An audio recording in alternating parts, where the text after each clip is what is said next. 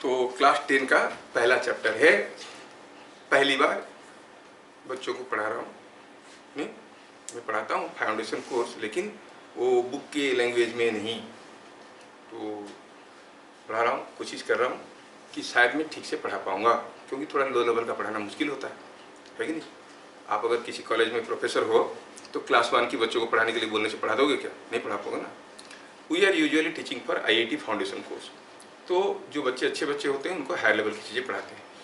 तो लगा कि नहीं, मुझे बुक लेवल का सारा टॉपिक्स को कवर करते हुए थोड़ा आगे चलना चाहिए। Keeping that in mind, I am putting for this effort. I have come prepared to teach you. मैं कोई भी क्लास के लिए, चाहे वो IIT बैच हो, JEE बैच हो, मेडिकल बैच हो, पढ़ के कभी नहीं आता हूँ। तुम्हारा बैच है, मैं पढ़ के आया हूँ।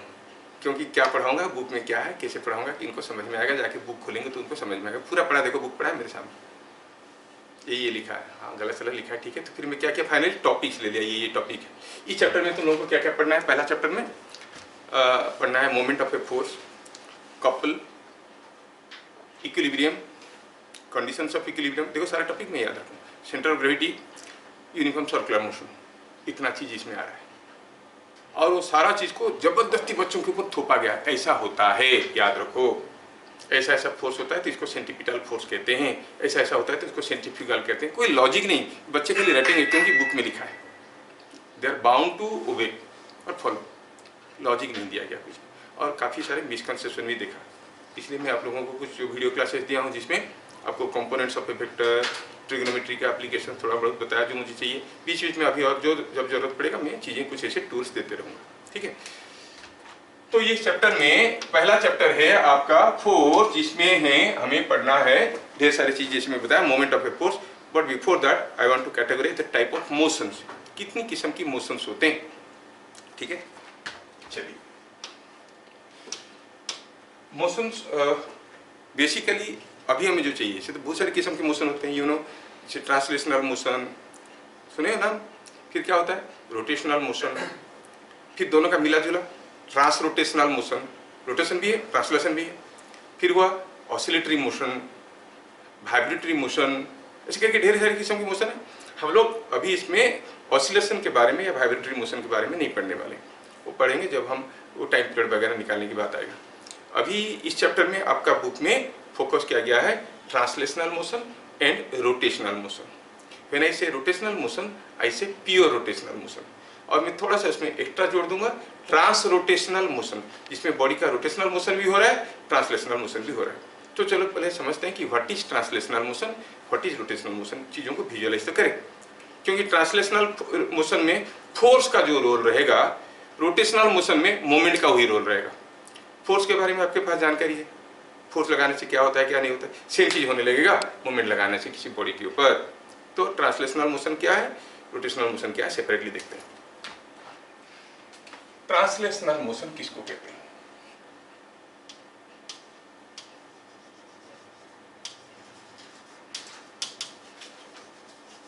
ट्रांसलेशनल मोशन, कोई बॉडी ट्रांसलेशनल मोशन में कब है? मैं कुछ नहीं बताऊंगा, आप सब कुछ बताओगे। देखो, कोई बॉडी ट्रांसलेशनल मोशन में कब है हम कैसे कहते हैं? जैसे मान लो कि ये कोई एक ब्लॉक है, सब कहते हैं कि लीनियर मोशन है। कभी कभार मिसइंटरप्रेट हो जाता है मोशन अलोंग स्ट्रेट लाइन। नहीं, लीनियर मोशन का मतलब नहीं है कि मोशन अलोंग स्ट्रेट लाइन। ये कोई ब्लॉक ऐसे जा रहा है, तो आपकी जो जानकारी है उसके हिसाब से ये ट्रांसलेशनल मोशन है। अच्छा, तो थोड़ा कैटेगराइज करें कि अगर ये कोई बॉडी है, मूव कर रहा है, किसी एक समय में ये बॉडी का वेलोसिटी v है, मूव कर रहा है, तो बॉडी के ऊपर दो सारे पॉइंट्स ले लो, ढेर सारे A, B, C। क्या ये सारा पॉइंट का वेलोसिटी v नहीं है? क्या सारा पॉइंट का वेलोसिटी बराबर है?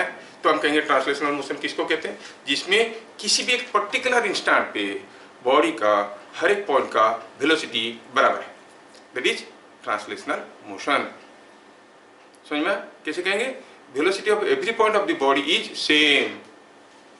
वो दूसरा वाला डेफिनेशन देने, स्ट्रेट लाइन में जा रहा होगा, ऐसे जा रहा होगा, सोचो मत। और कोई बॉडी मूव कर रहा है ऐसे कि हर एक पॉइंट का वेलोसिटी, मैं लिखवाऊंगा बेटा, ज्यादा हड़बड़ा मत, इट्स नॉट ए लेक्चर। तो बहुत बड़े हो जाने के बाद टीचर्स जो है लेक्चर्स मारते रहते, बाकी लोग नोट्स बनाते रहते। मैं लिखवा दूंगा जो जरूरत की चीज़ है, ठीक है, समझो। तो क्या बोले हम A body is said to be in translatory motion. Just a minute, मेरा पेन को खा गया। A body is, मैं आपको वीडियो भी शेयर कर दूंगा, इसका पीडीएफ भी शेयर कर दूंगा, सुन लो थोड़ा सा समय, ज़्यादा लिखोगे। सर अगर वो बॉडी नॉन रिजिड होगा तो? नॉन रिजिड होगा तो हर एक पॉइंट का वेलोसिटी अगर बराबर होगा तब ट्रांसलेटरी मोशन कहेंगे। Again you are raising another point here. तुम्हारे बुक में जितने बॉडी के बारे में पढ़ाया गया है सारे को रिजिड माना गया है ना। मान लो मैं भाग रहा हूँ, मेरे हाथ एक पीछे जा रहा है एक आगे जा रहा है, I am not a rigid body, तो क्या मैं ट्रांसलेटरी मोशन में हूँ? नहीं, हाथों का मोशन। लेकिन यहाँ पर जो मोशन तुम लोग को पढ़ाया जा रहा है मोस्टली आप देखोगे कि we are talking about rigid bodies only.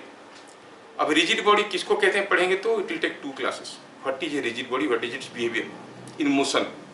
तुमको बहुत ज़्यादा इंटरेस्ट है तो मैं रिजिड बॉडी का भेज दूंगा, वो क्लास 11th में। Rigid body dynamics, rigid body किसको कहते हैं, रिजिड बॉडी होने से क्या क्या प्रॉपर्टी वो एग्जिबिट करता है मोशन में, उसका अंदरूनी प्रॉपर्टी भूल जाओ, मोशन में क्या क्या प्रॉपर्टी एग्जिबिट करता है।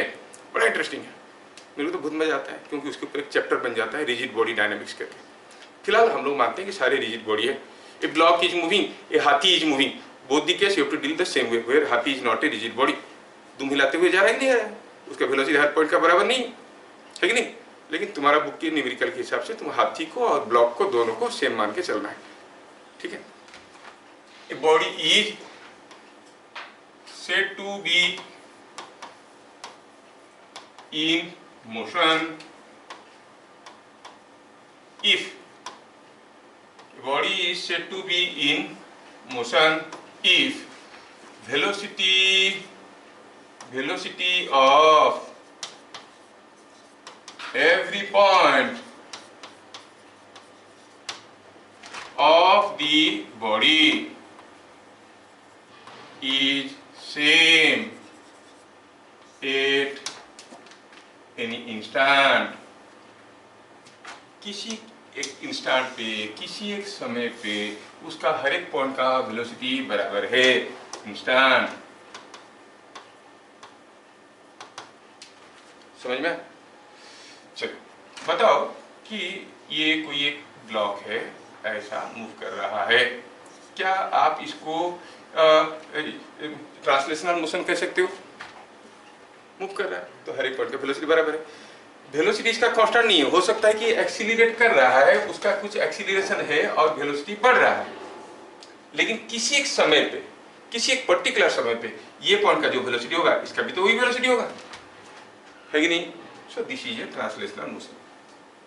सपोज आई से हियर इज ए ओवरब्रिज, एक ओवरब्रिज है, यहां पे कोई ब्लॉक ऐसे जा रहा है, तो ये ब्लॉक कैसे जाएगा? ये ब्लॉक कुछ ऐसे जाएगा, इस रास्ते पे ऐसे, है ना।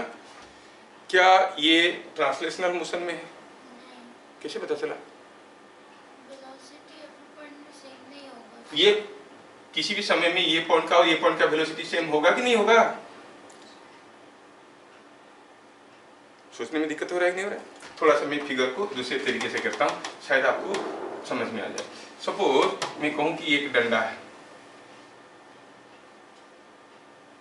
ये डंडा है, ये डंडे को मैंने ऐसे मूव करवाया, फिर यहाँ पर लाया, यहाँ पे लाया,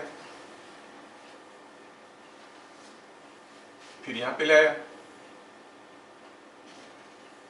फिर यहाँ पे लाया, ऐसा करके डंडे जा रहा है। Are you getting? कैसे जा रहा है बताओ? ऐसे,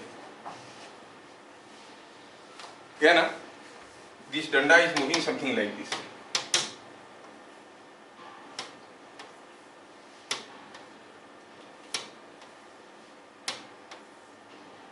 are you getting?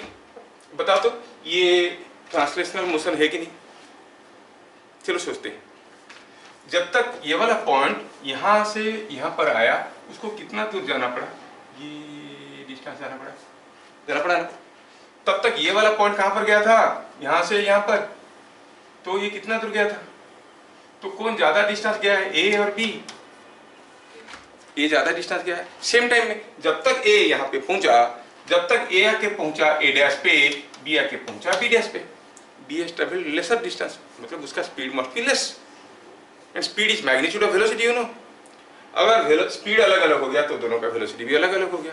This is not a translational motion, are you getting? This is a translational motion, this is not a translational motion. For your understanding I can make you another case, let us repeat the same. Suppose मैं कहूंगा ऐसे ही cord path के ऊपर कोई डंडा ऐसे जा रहा है, ये गया ऐसे, थोड़ी देर बाद कैसे हुआ ये आया ऐसे, फिर थोड़ी देर बाद कैसे आया ऐसे, ये चले जा रहा है, ठीक है। और फिर थोड़ी देर बाद ये कोई आदमी चल रहा है तो ऐसे ही चलेगा, हरदम इसका सर ऊपर की तरफ रहेगा। ये नहीं कि रास्ते पे जब यहाँ पे खड़ा है आदमी, सॉरी, जो आदमी यहाँ पे खड़ा है तो क्यों आदमी ऐसे खड़ा रहेगा? नहीं ना, वो तो ऐसे ही खड़ा रहेगा, ऐसे ऐसे ऐसे करे जा रहा है। Are you getting? So you see that a man is moving, ऐसे करके आया, कभी वो आके यहाँ पे पहुंचा,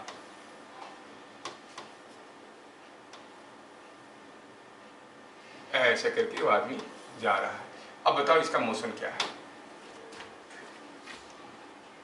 किसी एक समय में ये पॉइंट इधर जा रहा था, ये पॉइंट इधर जा रहा था, किसी एक समय में ये ये इधर जा रहा था और ये इधर जा रहा था। Are they going in a straight line? No, they are going in a curved path, है कि नहीं?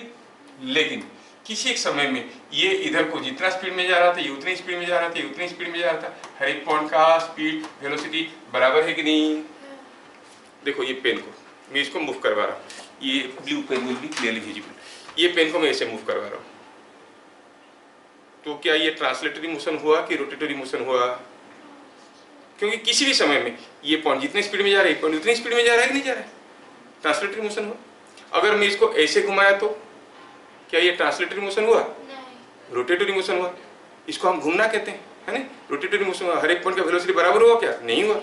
सर तो इससे पहले वाला केस सर जो तो सर मतलब सेम तो था सर, मतलब इससे पहले वाला केस जो पहला वाला केस तो ये वाला था,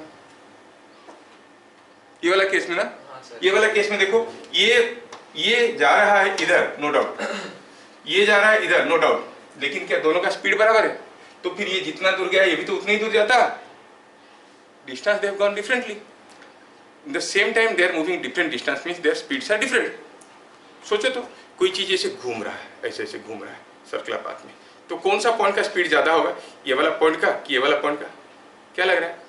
एक बार ऐसे घूम के आने में ये वाला पॉइंट तो 2 पाई कैपिटल आर गया, ये वाला पॉइंट 2 पाई स्मॉल आर गया, तो दिस ट्रेवल्स लेसर डिस्टेंस, तो इसका स्पीड तो कम होगा ही होगा ही नहीं होगा। तो हम कहेंगे कि this is not a translational motion but this is what is a translational motion. तो फिर रोटेशन क्या है? A body is said to be in motion in translational motion, sorry ये लिखने में गड़बड़ किया, इन ट्रांसलेशनल मोशन और ट्रांसलेटरी मोशन।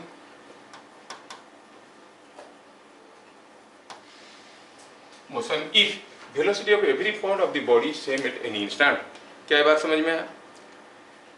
आपकी बुक में ट्रांसलेटरी मोशन है, रोटेटरी मोशन है। रोटेटरी मोशन किसको कहेंगे? It is not the opposite of translatory motion, कि जो ट्रांसलेटरी मोशन नहीं है रोटेटरी मोशन है, ऐसा नहीं है। उसमें the angular speed is same. जैसे इसमें क्या हुआ? लीनियर वेलोसिटी सेम, वहां पर एंगुलर वेलोसिटी सेम। जैसे एंगुलर वेलोसिटी क्या कहते हैं? कितना एंगल घूम रहा है पर यूनिट टाइम। तो जब इसको हम ऐसे घुमा रहे हैं, जब ये वाला पॉइंट थीटा एंगल गया तो ये वाला पॉइंट भी तो यहाँ से थीटा एंगल ही तो गया है। ये जितना एंगल गया है ये भी उतना ही एंगल गया है सेम टाइम में, मतलब दोनों का एंगुलर स्पीड बराबर है। इमेजिन अगेन, ये पेन पहले इस पोजीशन में था, कौन सा पोजीशन में? ये पोजीशन में।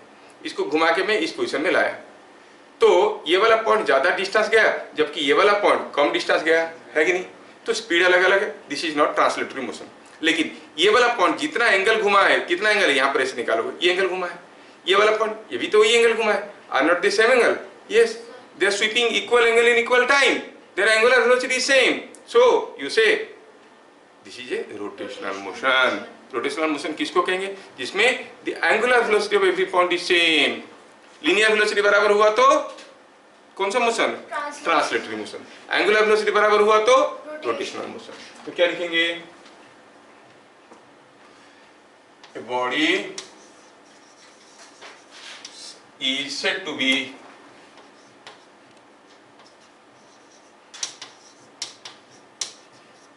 in pure rotation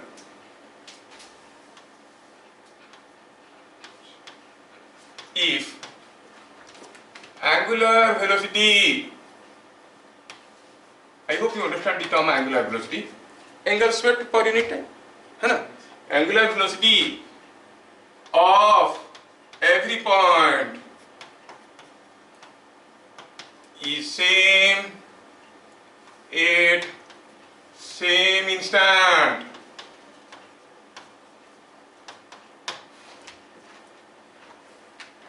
Angular velocity of every point is same at same instant. Same instant में उसका angular velocity बराबर है. जैसे सपोज हम कहेंगे कि ये कोई एक पंखा है, ये पंखा घूम रहा है और इसके जब ये घूम रहा है ऐसे, तो ये पॉइंट और ये पॉइंट एक बार घूम के आने में जितना एंगल जाता है ये भी उतना ही एंगल जाता है.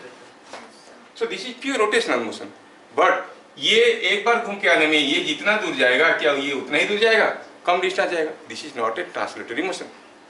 समझ में आया क्या? A rotating fan is the example of a rotational motion. समझ में आया? Translation rotation. तीसरा आता है जो तुम्हारा बुक में नहीं है, थोड़ा सा अंदाज दे देते हैं, जिसको हम कहते हैं कि ट्रांस रोटेशनल मोशन. कोई बॉडी घूम भी रहा है और ट्रांसलेशन भी कर रहा है, दोनों का मिला जुला है. ठीक है. फॉर एग्जाम्पल कहेंगे ट्रांस रोटेशनल मोशन.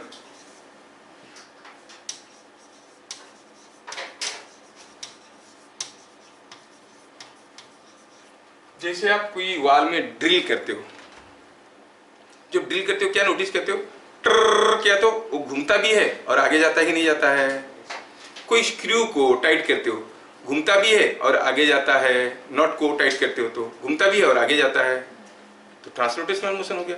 और सबसे सिंपल एग्जांपल मैं आपको दे दूं, रोलिंग मोशन. एग्जांपल हो गया आपका रोलिंग मोशन. कोई चीज रोल कर रहा है, जैसे कोई कार चल रहा है तो उसके व्हील्स के बारे में सोचो. ये व्हील्स घूम भी रहे हैं और आगे भी जा रहे हैं, तो ये हो गया ट्रांसरोटेशनल मोशन. ठीक है.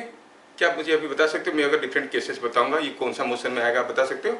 एक कार इज मूविंग, कौन सा मोशन होगा? ऑन ए स्ट्रेट रोड,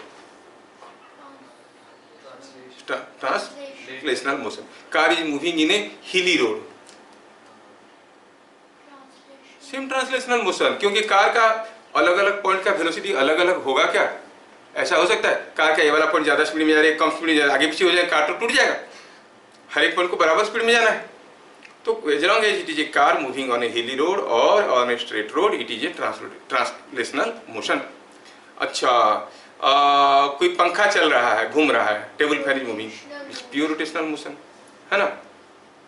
अच्छा, मैं किसी एक स्ट्रिंग में एक पत्थर को बांध के ऐसे घुमा रहा हूँ, कौन सा मोशन होगा? ये पत्थर घूम रहा है ना, तो ये भी रोटेशनल मोशन हो गया कि नहीं हो गया?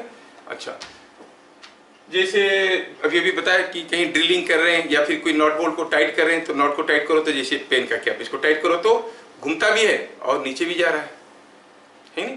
कहीं स्क्रू लगा के टाइट कर रहे हैं किस चीज को, तो कौन सा मोशन हुआ? स्क्रू लगाया, टाइट किया, तो जैसे टाइट कर रहे हो आप इसको, वो घूमता भी है और अंदर की तरफ जा रहा है.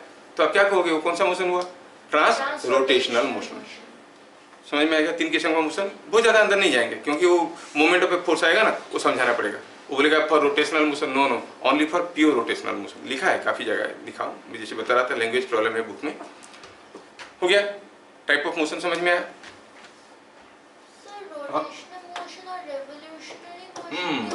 रिवोल्यूशनरी मोशन कुछ नहीं होता है, वो it not a physical term. ठीक है. रिवोल्यूशन मतलब कितना घूम रहा है. इनफैक्ट क्या होता है कि जब बॉडी कोई मूव कर रहा है, वो इसको हम 2 तरीके से देख सकते हैं. एक तो हुआ है कि it is very small in size और इट इज एक्सटेंडेड मास और बिग इन साइज. अगर ये पेन को हम घुमाएंगे तो इसको हम कहते हैं रोटेशनल मोशन. ठीक है. जैसे ये पेन अभी घूम रहा है, ये पेन अभी घूम रहा है इस एंड में, तो हम इसको कहेंगे रोटेशनल मोशन. सपोज हम कहेंगे कोई इलेक्ट्रॉन घूम रहा है ऐसे. अब आप क्या कहोगे, ट्रांसलेटरी मोशन है, रोटेटरी मोशन है? ट्रांसलेटरी मोशन किसको कहते हैं? हर एक पॉइंट का वेलोसिटी बराबर होना चाहिए। इलेक्ट्रॉन तो इतना छोटा है उसके अंदर के हर एक पॉइंट बराबर डिस्टेंस आ रहे होंगे, ट्रांसलेटरी मोशन है। क्या हर एक पॉइंट बराबर एंगल नहीं घूम रहे? रोटेशनल मोशन भी है। Are you getting? When you are talking about a point mass, very small size mass, वो ट्रांसलेशन रोटेशन का कोई मतलब ही नहीं बनता है। It is in rotational motion, हाँ, ट्रांसलेशनल मोशन, हाँ, दोनों हाँ, समझ रहे हो? कोई जब कोई पॉइंट मास मूव कर रहा है उसको ट्रांसलेशनल मोशन कहो या रोटेशनल मोशन कहो, कोई फर्क नहीं पड़ता है। When the mass is very small in size. एक हिडन चीज रहता है, ऑनसेट लाइन रहता है तुम्हारा फिजिक्स में, कि हम जब कोई बॉडी के मोशन की बात करते हैं, हम we talk about the centre of gravity of the body. So we see the motion of the centre of gravity, it's a point. तो इसलिए उसको बॉडी का साइड कार मूव कर रहा है या ट्रक मूव कर रहा है, उसे मतलब नहीं है कितना दूर जाएगा, क्या काइनेटिक एनर्जी होगा, हम सोचते हैं कि centre of gravity is moving, उसी को लेके कर लेते हैं, तो काम बन जाता है लोअर लेवल में। कहने का मतलब है जब when it is a point mass, very small mass, you से वेरी स्मॉल साइज, मास कितना हो कोई फर्क नहीं पड़ता है, वेरी स्मॉल साइज, तो मोशन को आप ट्रांसलेशनल कहो या रोटेशनल कहो फर्क नहीं पड़ता है। क्यों? क्योंकि ट्रांसलेशनल होने के लिए उसका हर एक पॉइंट का वेलोसिटी बराबर होना चाहिए। ये तो एक ही पॉइंट है, समझ रहे हो ना? रोटेशनल होने के लिए हर एक पॉइंट का एंगुलर वेलोसिटी बराबर होना चाहिए, एक ही पॉइंट है। तो अगर हम किसी इलेक्ट्रॉन के अंदर इतना छोटा है, उसके अंदर दो पॉइंट सोच भी लेते हैं, तो ऊपर वाला पॉइंट जितना एंगल घूमेगा नीचे वाला उतना एंगल घूमेगा, ऊपर वाला जितना दूर जाएगा नीचे वाला उतना ही जाएगा, क्योंकि इट इज सो स्मॉल, दो two points are so close to each other, है कि नहीं? सो फॉर पॉइंट मासेस ये डिस्क्रिमिनेशन नहीं है। And you as you raise the revolutionary motion, that's I am talking, जिसको हम अदरवाइज कहते हैं सर्कुलर मोशन, जिसमें हम क्या कहते हैं, कोई पॉइंट मास इज मूविंग, तो उसको कहते हैं circular motion. The electron is in circular motion, but when the fan is moving, you cannot say it is in circular motion because it is a distributed mass. You say it is in rotational motion. Are you getting? For a point mass, as there is no discrimination between rotational and translational motion, तो you can say any motion. But for a distributed mass, mass जो एक जगह नहीं है, distributed है, डंडा घुमा रहा है कोई, तो in that case you say it is a rotational motion. तो अब अर्थ को सोचो, earth is rotating around this sun, है ना? अगर सन पे कोई बैठ के दिखेगा, अर्थ उसको कैसे दिखेगा? पॉइंट दिखेगा ही नहीं दिखेगा, it just like a point. तो the motion of the earth around sun is rotational, हाँ, translational, yes, because it is so small as compare to that, है ना? दूसरा है क्या, कैसा मोशन कर रहा है? It is making revolutions around sun, so you say earth makes revolutions around sun and simultaneously spins about its own. Revolutionary motion जिसको कहते हैं, सर्कुलर मोशन को कहते हैं, जिसमें पॉइंट मासेस मूव करें। तो तुम्हारा बुक में जो दिया ना ये सर्कुलर मोशन, उसमें बात चल रहा है कोई पॉइंट मास का, कोई डंडा का ऐसे घुमा, बोलेगा कि पॉइंट मास को घुमा रहे थे, थ्रेड टूट गया, ऐसे भाग जाएगा, वो बात सही है। डंडा को ऐसे घुमा रहे थे, छोड़ दिए, किधर भागेगा? समझ में आ रहा है? Because that is talking about point masses. कोई डंडा को ऐसे घुमा रहे थे, छोड़ दिया, अब कैसे भागेगा? लेकिन कोई अगर पॉइंट चीज को बांध के कोई बॉब को ऐसे घुमा रहे थे, छोड़ दिया, तो सीधा टेंजेंशियली भाग जाता है कि नहीं? So that's the difference in interpretation, how you categorize the type of motion. वो लोग उतना कैटेगराइज नहीं करते हैं, हर एक केस में अलग अलग किस्म की बॉडी ले लेते हैं, कहाँ डिस्ट्रीब्यूटेड मास ले लेते हैं, कहाँ पॉइंट मास ले लेते हैं, अपना काम निकाल लेते हैं। But what I am trying to discriminate is, क्या है रोटेशनल मोशन, क्या है ट्रांसलेशनल मोशन, क्या है ट्रांसलेशनल मोशन, समझ में आ गया आपको तब कब, जब बॉडी इज ऑफ डिस्ट्रीब्यूटेड मास। अगर बॉडी एक पॉइंट मास है तो इलेक्ट्रॉन का मोशन अराउंड द न्यूक्लियस क्या है? Is it translational? Yes. Is it rotational? Yes, है कि नहीं? सब कुछ। तो these are all special cases. तो ये हो गया आपका translational motion and rotational motion. फिर हल्के से हम लोग देखेंगे what is moment of a force. कुछ टर्म्स है हमें जान लेना है। ये मोमेंट ऑफ ए फोर्स को क्या कहते हैं? Otherwise turning effect of force, turning effect of force. आप जानते हो कि फोर्स का, जब भी किसी बॉडी के ऊपर फोर्स आता है बहुत सारे इफेक्ट दिखाता है ना? जैसे ए force can change shape and size of a body, A force can change the state of rest और ऑफ मोशन, रेस्ट में है तो मोशन में ले लेगा, मोशन में तो मोशन को बदल देगा, फोर्स लगाया तो, है कि नहीं? A force can do work, है कि नहीं? ए फोर्स और a number of forces can keep a body at rest. ये पेन के ऊपर में 2 फोर्स लगाया, ये बॉडी रेस्ट में है, बिना फोर्स का रहता क्या? नहीं रहता। So a force can have many effects on a body, है ना? This is what is the turning effect of force. Force किसी बॉडी को घुमा भी सकता है, जो इफेक्ट के कारण जो प्रॉपर्टी के कारण वो घुमा सकता है उसको क्वांटाइज करेंगे हम लोग in the name of movement of a force. What is movement of a force हमें समझना है। इसको घुमाना है, कैसे घुमाना है, ऐसे ऐसे घुमाना। अच्छा तो क्या करोगे आप, ऐसे पुश कर दो, नहीं ऐसे घुमाना है तो ऐसे पुश कर दो। So by applying a force you are rotating it, है कि नहीं, रोटेशन भी आप इसको कर रहे हो। ये जो रोटेट करने वाला इफेक्ट है ये इसको कहते हैं मूवमेंट। अब ये किस किस चीज़ों के ऊपर डिपेंड करता है, क्या होता है वो मूवमेंट। तो सर ये मोशन जो सर ये प्रोड्यूस हो रहा है सर, इसको हम लोग ये रोटेशनल मोशन बोलेंगे ना? पक्का डिपेंड करता है। मैं यहाँ से पकड़ लिया, अब इसको मार रहा हूँ, तो ये कौन सा मोशन हुआ, रोटेशनल मोशन। मान लो इसको नहीं पकड़ा, छोड़ दिया जमीन पे और मार रहा हूँ, क्या ऐसे ही घूमेगा वो? विल द मोशन भी सेम, घूमने के साथ साथ आगे भी जाएगा कि नहीं जाएगा? अगर हम पेन को इधर से पकड़ लेते हैं, यहाँ से पुश करते हैं, it is pure rotational motion. Pen को किसी फ्लोर पे रख दे, इधर से पुश किए, will it rotate about the same? No, ये तो घूमते हुए आगे भी निकल जाएगा, ट्रांसरोटेशनल बन जाएगा। So it all depends, situations will say कि अगर हम एक तरफ से पाइवोट कर दिए हैं इसको और एक तरफ से फोड़ते रहे तो ये घूमेगा। कितना जोर से घूमेगा, उसका मैग्नीट्यूड क्या होगा, किस डायरेक्शन में घूमेगा, तीन चीज। एक तो हुआ कि what is the magnitude of the moment produced और turning effect produced. Turning effect को क्या कहते हैं, moment. What is the magnitude of turning effect produced, और वो मैग्नीट्यूड किसके किसके ऊपर डिपेंड करता है और उसका डायरेक्शन क्या होता है। अब कोई भी रोटेशनल क्वांटिटी हो, कोई भी चीज घूम रहा है, ऐसे घूम रहा है या ऐसे घूम रहा है या ऐसे घूम रहा है, उसका एक डायरेक्शन होता है रोटेशनल क्वांटिटी का। वेलोसिटी का डायरेक्शन जानते हो, in the direction of motion, it's a vector quantity. नहीं, एक्सीलरेशन का डायरेक्शन जानते हो, in the direction of force. कोई बॉडी के ऊपर फोर्स आया तो एक्सीलरेट करेगा, एक्सीलरेशन इन द डायरेक्शन। तो सबका अपना अपना डायरेक्शन जानते हो। कोई चीज घूम रहा है उसका डायरेक्शन क्या है, किसका, जो बॉडी घूम रहा है, बॉडी का डायरेक्शन थोड़ी होता है, उसके साथ कौन सा फिजिकल क्वांटिटी एसोसिएटेड है। घूम रहा है तो एंगुलर वेलोसिटी है, तो पक्का कोई मोमेंट लगा के घुमा रहा होगा, मोमेंट का है। ये सब जो क्वांटिटीज है उनका डायरेक्शन कैसे पता चलता है, बताया आपको। कोई भी एक रोटेशनल क्वांटिटी का, चाहे वो एंगुलर वेलोसिटी हो, मोमेंट हो, टॉर्क हो, कपल हो, कुछ भी हो, डायरेक्शन जानने का एक ही तरीका है, right hand fist rule. Close your right hand fist with your thumb being open. If your fingers indicate the direction of circulation, thumb indicates the direction of rotation.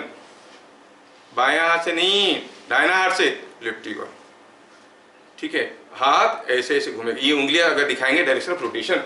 थोड़ा समझा देता हूँ, फिर लिखेंगे। जैसे मान लो कोई चीज ऐसे घूम रहा है, ये कोई किसी के ऊपर मोमेंट दिया, हमने मोमेंट लगाया ये डंडे के ऊपर, ये डंडे के ऊपर मैंने मोमेंट लगाया और ये डंडा घूमने लगा।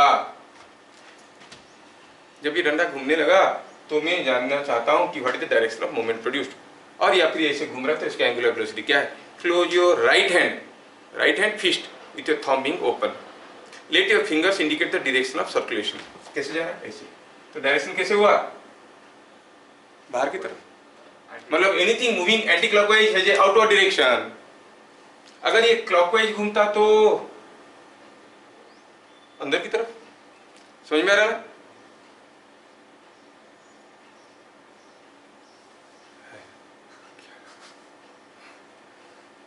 आया समझ में। अगर ये ऐसे घूम रहा है भाई तो ये डायरेक्शन ऐसे हुआ, अगर ये ऐसे घूम रहा है तो थंब किधर को है, अंदर की तरफ, तो अंदर की तरफ हुआ, है ना। तो हम क्या कहते हैं, लेकिन हम ये अंदर बाहर वाला डायरेक्शन को बहुत ज्यादा यूज नहीं करते हैं एट योर एज। ये हायर क्लासेस में यूज होता है क्योंकि जेड एक्सिस ऐसे होता है तो हम कहते हैं अलॉन्ग जेड एक्सिस ऐसे करके कहते हैं, ठीक है। अभी हम लोग कैसे काम निपटाएंगे, क्लॉकवाइज और एंटी क्लॉकवाइज ऐसे करके, क्योंकि सारे तो हमारे पिलर पेपर में रहेगा। तो अगर ये जो घूम रहा है इसको क्या कहेंगे, एंटी क्लॉकवाइज। एंटी क्लॉकवाइज का डायरेक्शन कैसे होता है, आउटवर्ड्स। बुक में थोड़ा सा एक लाइन लिख के स्टार मार्क मार दिया, क्यों, कुछ नहीं बताया, समझ में। डायरेक्शन क्या होता है, आउटवर्ड्स। अच्छा क्यों ऐसे दिया गया सर, ऐसे करने से क्यों आउटवर्ड होगा, ऐसे करने से क्यों इनवर्ड होगा, कोई लॉजिक है क्या, बोल दिया हम लोग मान लेंगे। कोई दूसरा टीचर बोलेगा नहीं नहीं नहीं, अगर ऐसा घूमना है तो डायरेक्शन अंदर की तरफ होगा, किसको मानेंगे, कोई तो होना चाहिए ना लॉजिक। क्या आपके पास कोई राइट थ्रेडेड स्क्रू है, सोचो यहाँ पर कोई एक नॉट है, कैन यू इमेजिन नॉट समझ लो, नॉट बोल्ट अरेंजमेंट रहता है ना। नॉट को ऐसे ऐसे करोगे, खुलेगा कि बंद होगा, खुलेगा मतलब नॉट किधर आएगा, that's why the direction is given outwards. Are you getting. चाहे वो नॉट हो, पेन का कैप हो, वाटर टैप हो, की एंड लॉक हो, एंटी क्लॉकवाइज खुलता है, क्लॉकवाइज बंद होता है। ये कन्वेंशन बना दिया गया है, उसके हिसाब से डायरेक्शन सेट कर दिया गया। तुमको बोला गया यहाँ पर एक नॉट बोल्ट अरेंजमेंट है, नॉट को खोलो, क्या करोगे? You rotate it anti clockwise खोलने के लिए, क्योंकि खोलने से ऊपर की तरफ वो जाएगा। बंद करना है, टाइट करो कोई भी चीज को, क्लॉकवाइज करोगे तो खुलेगा। है तुम्हारे पास पेन? मेरे पास तो है, ये हाँ देखो, ये देखो ये पेन है। ये पेन को मैं अभी कैसे मोड़ूंगा? एंटी क्लॉकवाइज, मतलब ऐसे मोड़ता हूँ मोड़ता हूँ मोड़ता हूँ मोड़ता हूँ मोड़ता हूँ मोड़ता हूँ मोड़ता हूँ मोड़ता हूँ मोड़ता हूँ, है ना? और क्लॉकवाइज करो तो क्रुक क्रुक क्रुक क्रुक क्रुक, क्लॉकवाइज घुमा रहा हूँ, क्रुक क्रुक क्रुक, कहाँ गया? अंदर गया। समझ में आया? तो clockwise direction is taken inward, anti clockwise taken outward. It's a convention, we have made it like this. क्या बात समझ में आया? उसके हिसाब से सारा फॉर्मूला मॉडिफाई किया गया। तो क्या याद रखना है? पहले डायरेक्शन के बारे में।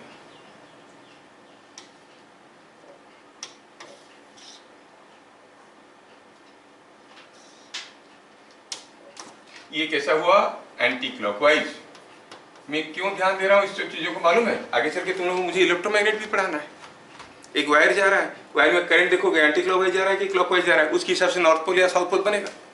रूल्स भी वही रहेंगे। ऐसे जा रहा है तो डायरेक्शन ये होगा, ऐसे करके। तो चीजों को जो बता रहा हूँ एक बार बैठाना है अंदर। कोई इलेक्ट्रोमैग्नेट को देख के उसका कौन सा पोल नॉर्थ पोल है, कौन सा पोल साउथ पोल है बता सकते हो? इलेक्ट्रोमैग्नेट है, वायर वुड किया गया है, करंट पास कर रहा है। आता है ना, लोअर क्लासेस में था ना, क्या था याद होगा? एंटी क्लॉकवाइज जो होता था वो नॉर्थ पोल होता था, क्योंकि वहां से फील्ड निकलता था। समझ में आ रहा है? बताएंगे जब टाइम आएगा, बताएंगे, अभी डरो मत। अभी ये एंटी क्लॉकवाइज हुआ तो इसका डायरेक्शन क्या हुआ? आउटवर्ड। और अगर कोई चीज क्लॉकवाइज घूम रहा है तो क्लॉकवाइज घूम रहा है तो इसका डायरेक्शन क्या हो जाएगा? इनवर्ड।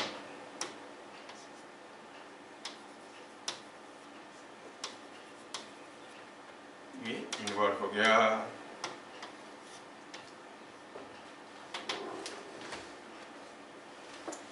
इधर क्लियर? ये बात है।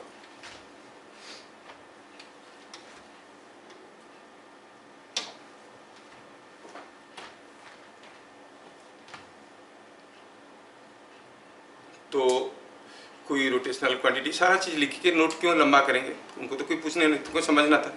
Anything, it may be moment of the force, it may be angular velocity, angular acceleration, angular displacement, कुछ भी हो। ऐसा जा रहा है तो सारे का डायरेक्शन आउटवर्ड रहेगा। ऐसा जा रहा है तो डायरेक्शन कैसे रहेगा? Right hand fist rule. अब राइट हैंड फिस्ट रूल को लिखे क्या? Close your right hand fist with your thumb being open. समझ में तो आ गया ना? तो लिख के क्यों लंबा करेंगे? समझ में आएगा तो याद रखना है कैसे करना है। राइट हैंड फिस्ट को क्लोज करना है विथ थंबिंग ओपन। लिख देते हैं when right hand fist is closed. क्यों? जैसे लड़की है तुरंत लेफ्ट हैंड से इधर पेन पकड़ी है, राइट हैंड में, लेफ्ट हैंड में ट्राई करा, उसका डायरेक्शन उल्टा जाएगा मेरे से, है ना? ऐसा नहीं करना। When right hand fist is closed with thumb being open, thumb being open, if the fingers indicate the direction of circulation, fingers indicate the direction of circulation, then thumb indicates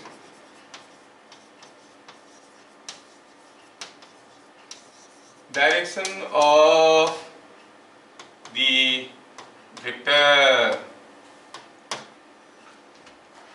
So anything rotating anti-clockwise is directed outwards. Anything rotating clockwise is directed inward to the plane of paper.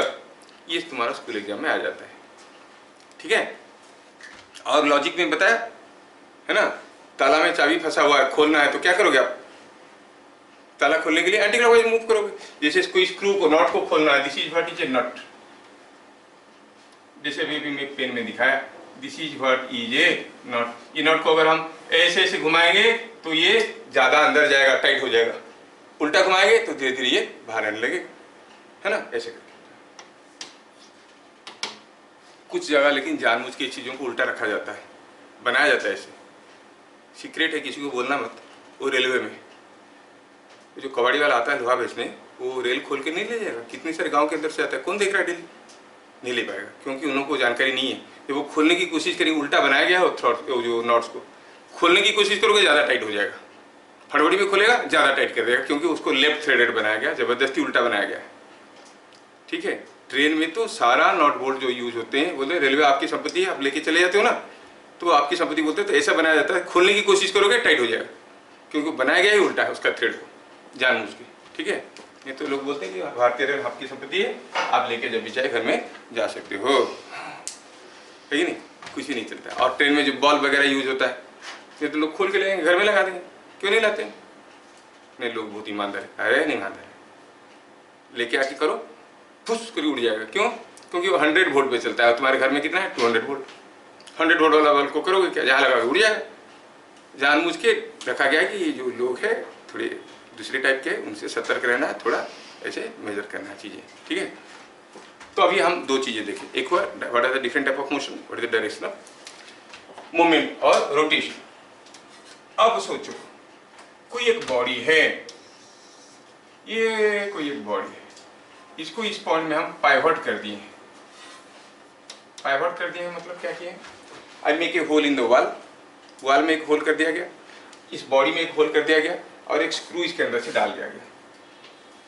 ठीक है, अब ये क्या है? ये है एक screw जिसको इसके अंदर में डाल दिया हूं। स्क्रू को बनाता हूं, ये हो गया स्क्रू, ऐसा ये स्क्रू को इसके अंदर में डाल दिया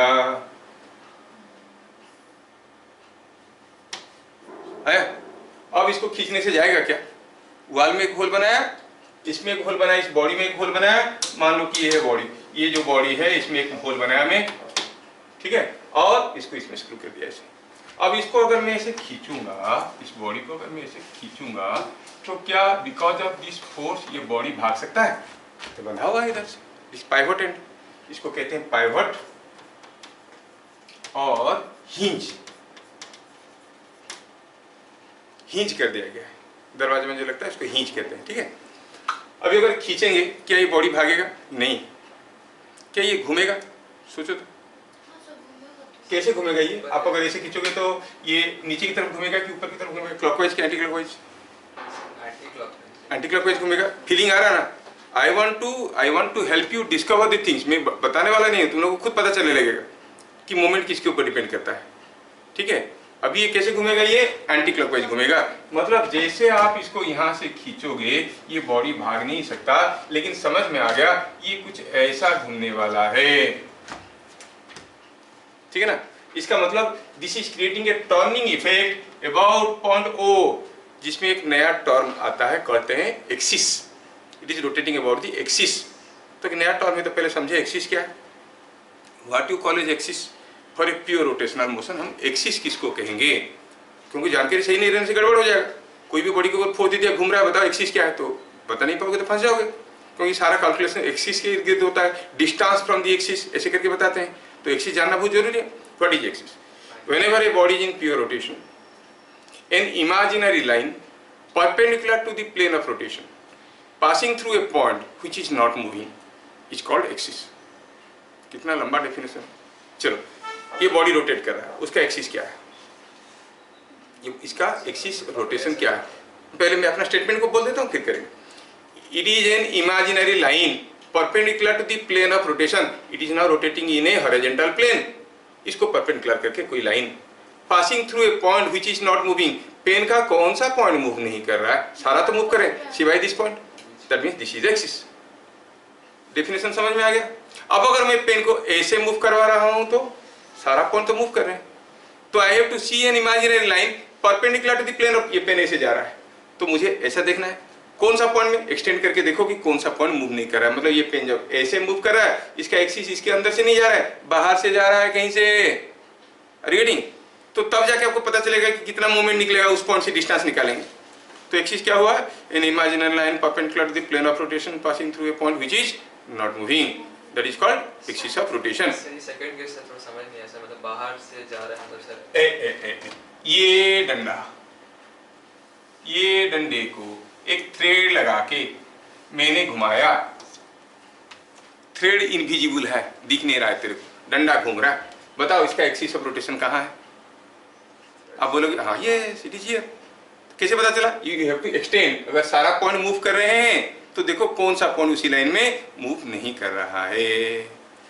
फॉर प्योर रोटेशनल मोशन जानने का तरीका क्या है? जानने का तरीका बहुत आसान है, ठीक है, थोड़ा सा बता देता हूँ। अगर डायग्रामेटिकली निकालना है, सपोज ये एंड का वेलोसिटी है, ये वेक्टर है, ग्राफिकली किसी वेक्टर को प्रेजेंट करते कि नहीं भाई, ये एरो मार्क, ये एंड का वेलोसिटी ज्यादा रहेगा कि कम रहेगा?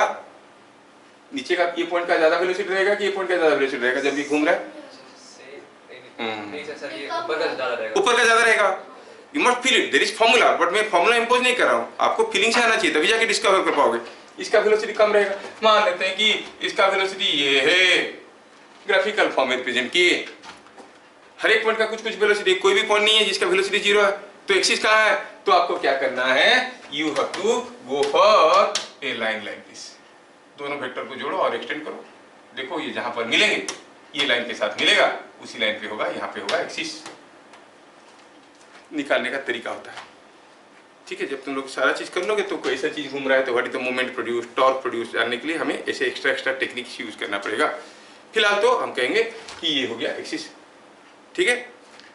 अभी समझ में आ रहा है कि जब ये डंडा घूम रहा है, the axis is not passing through this, rather it is passing through this point. समझ में आ रहा ना? बोलो सर, ये प्योर रोटेशनल मतलब सर क्या हो गया? मतलब सर जैसे प्योर अब बोल रहे हैं, pure rotational motion of hinged, pivoted, नहीं तो हर केस में तो ये मूव कर रहा है। Body rigid body is pivoted at a point, जिसमें ट्रांसलेटरी मोशन नहीं है। समझ में आ रहा है? अच्छा, तुम्हारा बुक में क्या लिखा है? रोटेशनल मोशन खाली। प्योर रोटेशन और रोटेशन में कुछ अंतर है नहीं?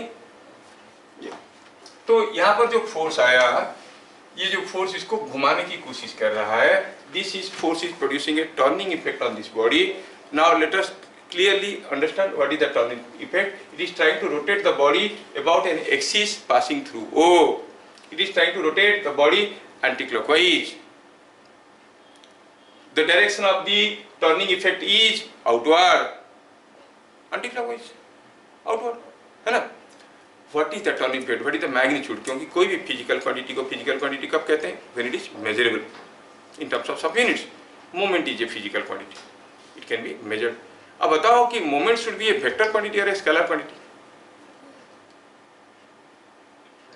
वेक्टर, क्योंकि डायरेक्शन है भाई, मोमेंट तो ऐसा है, तो डायरेक्शन हुआ ना आउटवर्ड, तो moment is a vector quantity, torque is a vector quantity, couple is a vector quantity. समझ में आ रहा है? तो अभी ये घूम रहा है, अब ये मोमेंट कितना होगा, कितना होगा, कितना स्ट्रॉन्ग मोमेंट होगा, ज्यादा मोमेंट होगा कि कम मोमेंट होगा? You will only say. अच्छा, अगर मैं ऐसे खींचूं तो ज्यादा जोर से घूमेगा कि थोड़ा सा मैं फिगर को बदल देता हूँ, ये फिगर तो रह गया, ये फिगर तो रह गया, कैसे खींचूं तो ज्यादा मोमेंट क्रिएट होगा? सपोज हम कहेंगे ये है कोई एक डंडा, ट्राई टू फील इट, ये डंडा है, ये हिंच कर दिया गया है, मैं अगर इसको ऐसे खींचूंगा कोई 10 न्यूटन फोर्स लगा के, ये जोर से घूमेगा, घूमेगा कि नहीं घूमेगा? घूमेगा, क्योंकि ऐसे घूमेगा तो ऐसे घूम के ऐसे जाएगा, ऐसे जाएगा कि नहीं जाएगा? अच्छा, same arrangement I made, but I am now trying to pull it something like this, 10 Newton में। तीसरे केस में I want to pull it again in some other direction. Suppose I say this is another case, I am pulling it like this. तीनों में से आपको क्या लग रहा है, कौन से केस में ये जोर से घूमेगा? ए बी सी में से इमेजिन करो, 10 न्यूटन, सेम फोर्स में खींच रहे हैं, सेम जगह पे खींच रहे हैं, point of application of force is also the same. इस एंड में, इस एंड में, कौन सा केस में, कौन सा केस में? मान लो कि इसको ऐसे घुमाना है, ऐसे नीचे से ऊपर उठाना है, हेवी रॉड है, कैसे खींचोगे तो आपको आसान लगेगा उठाना उसको? सोचो सोचो, कभी इमेजिन करके देखो। ये पेन को घुमाना है ऐसे, तो मैं ऐसे पुश करने से आसानी से घूम जाएगा कि ऐसे पुश करने से आसानी से घूम जाएगा कि ऐसे पुल करने से आसानी से घूम जाएगा? फील करो, ये that is what is to learn through your experience.